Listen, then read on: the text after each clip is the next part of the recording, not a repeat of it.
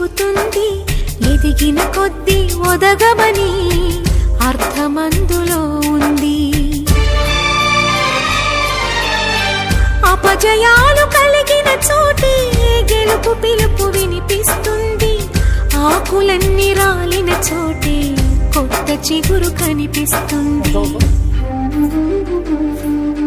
మౌనంగానే ఎదగమని మొక్క నీకు చెబుతుంది.